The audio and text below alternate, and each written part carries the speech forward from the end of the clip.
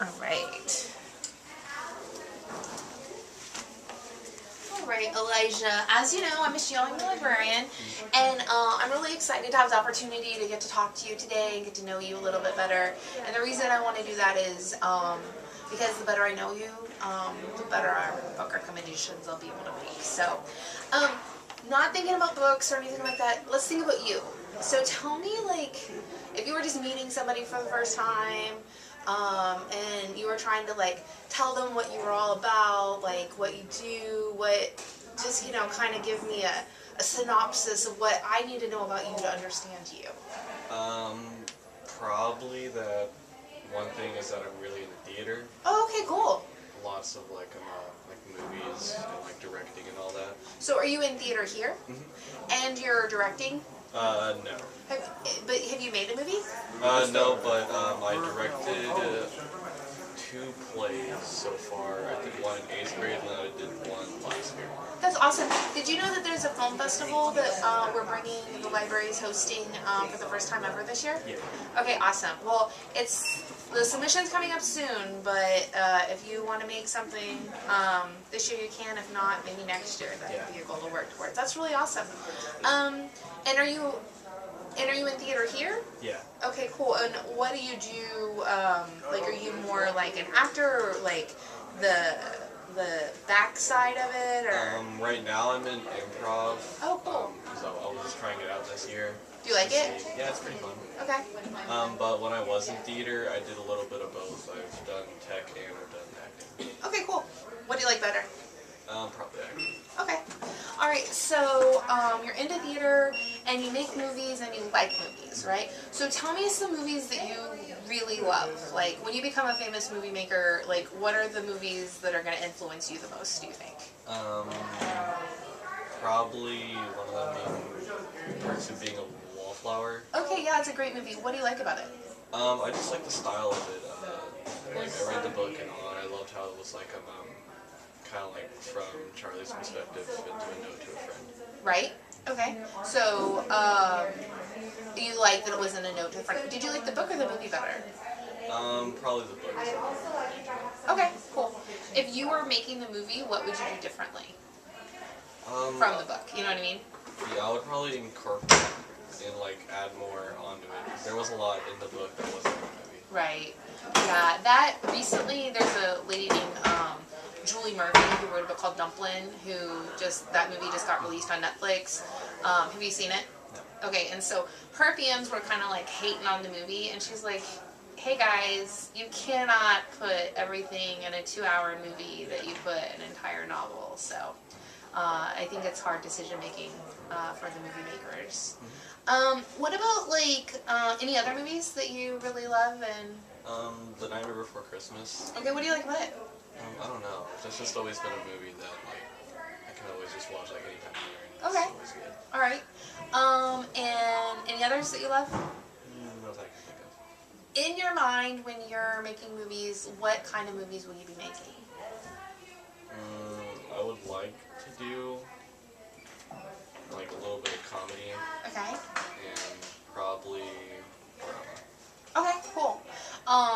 So what about TV shows? Do you watch TV? Sometimes. Alright, do you have any that you're particularly fond of? Not really. Okay. It's more of just, like, scattered episodes. Okay, sure. And then what about music? What do you listen to? I honestly listen to everything. Like, the only thing I don't really listen to is country. Okay. Do you have a favorite song? There's a lot. Probably Trees by 21 Pilots. Okay. And actually I know that song, so Yeah. like I don't have to ask what it's about. Alright, and is there anything else you want to tell me about you that you think tell me about you so I have a better, fuller picture of you and I think that's about it. okay, cool. Alright, so one thing that I really love is like Perks of Being a Wallflower. And oh, I have another question. What books have you read and loved in the past? I read the entire, like, series of Chronicles of Vladimir Todd. Okay. And Did you like those? Yeah, those are really good. Okay.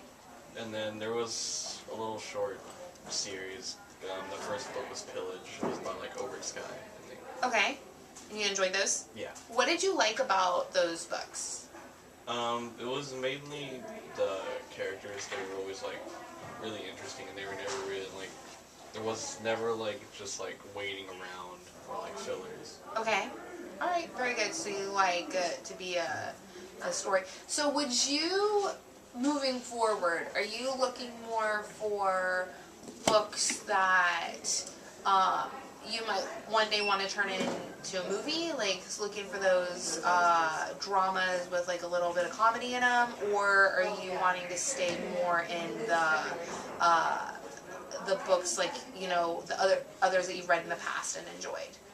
I'd like to explore the drama. Okay, cool. So we're probably thinking maybe some realistic fiction with some humor mixed in. All right, awesome.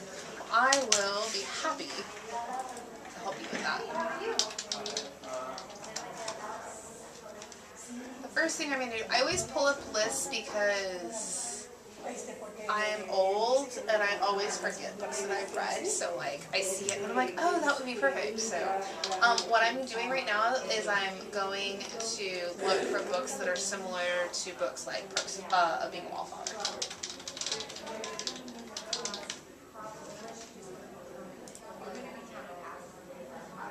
Okay, so it's kind of a funny story. Would be something, I'm going to just scroll through here and tell you the ones that like jump out at me as possibilities. Ask the passengers, and then don't worry, we're going to go back and you're going to get to learn more about them. But I'm just seeing what jumps out at me as, oh, and Going Bovine by Libba Bray is, I'm going to actually talk to you about that first. I've read it a long time ago, but basically the story, I'm going to read the blurb, which if I remember correctly doesn't really do it justice, but here it goes. Can Cameron find what he's looking for? A 16-year-old Cameron wants to get through high school and life in general with a minimum of effort. It's not a lot to ask, but that's before he's been given some bad news. He's sick and he's going to die, which totally sucks. He arrives at the winged form of Lucy, a loopy punk angel possible hallucination with a bad sugar habit. She tells Cam that there is a cure if he's willing to go on the search of it.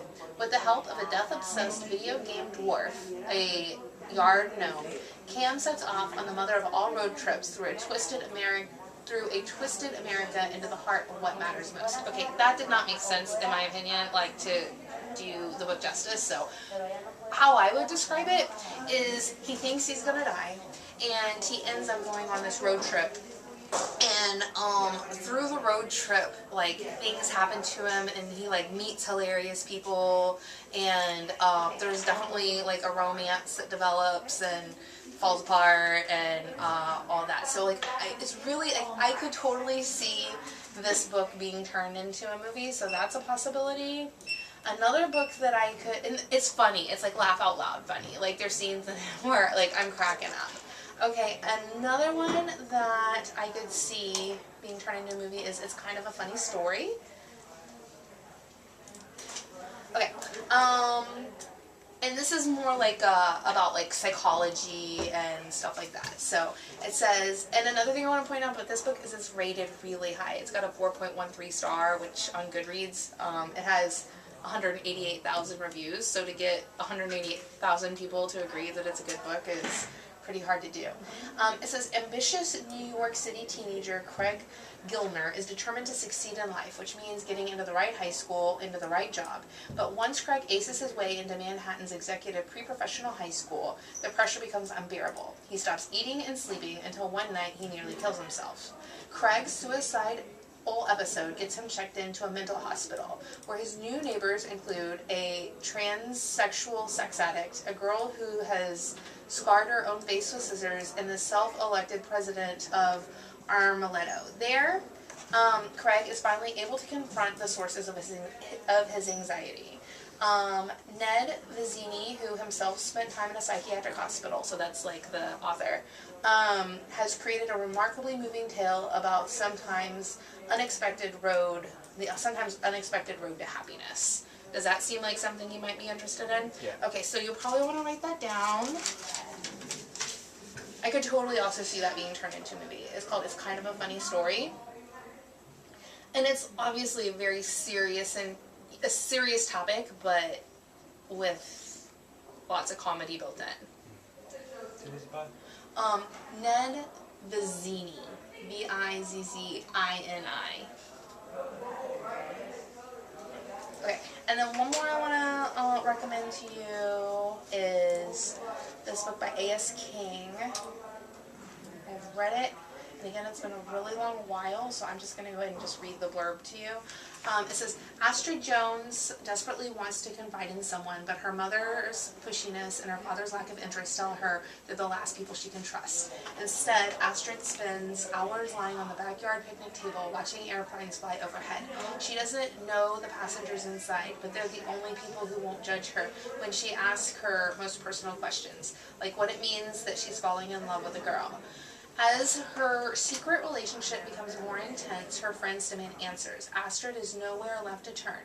She can't share the truth with anyone except the people at 30,000 feet, and they don't even know she's there. But little does Astrid know just how much even the tiniest connection will affect a stranger's life and her own for the better.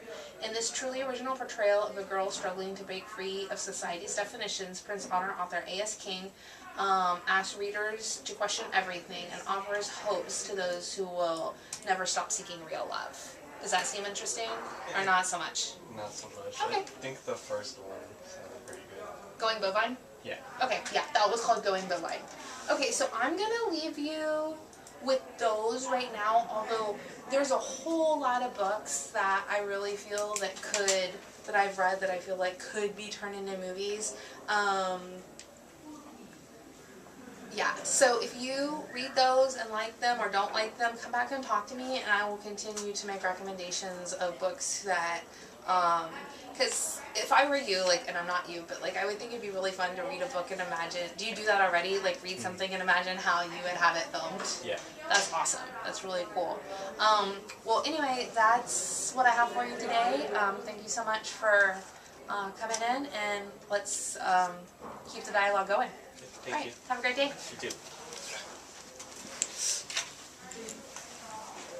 And are you okay if I use the video? Okay.